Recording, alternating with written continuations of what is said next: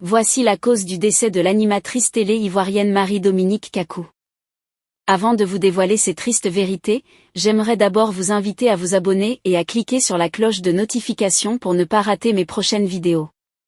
2 jours après l'annonce de la mort de la chroniqueuse Marie-Dominique Kakou, une nouvelle qui a attristé la Côte d'Ivoire, un pasteur a fait une sortie qui a surpris plus d'un. Il s'agit du révérend Wilfried Zahui. Sur sa page Facebook, le pasteur a laissé entendre que travailler à la télé est un métier risqué. Ceci, en raison de la jalousie dans ce milieu. Selon le pasteur, pour exceller dans ce domaine, il faut être assez armé sur le plan spirituel. Et si tel n'est pas le cas, ce sont les attaques spirituelles mortelles qui surviennent. Il a clôturé ses propos en exhortant les hommes de médias à donner leur vie à Jésus, pour ne pas faire face à cette situation. La télé est mystique.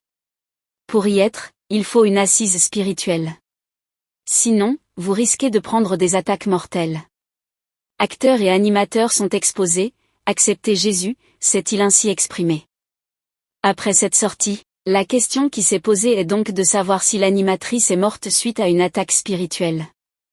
Faut-il le rappeler, dans la soirée du lundi 6 mai 2024, la Côte d'Ivoire a été secouée par l'annonce de la mort de Marie-Dominique Kakou. Selon les informations, elle a rendu l'âme suite à une crise cardiaque.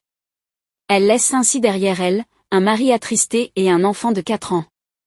Il faut noter que la chroniqueuse est décédée dans les mêmes conditions tragiques comme le célèbre chroniqueur Anaconda de la même chaîne de télé.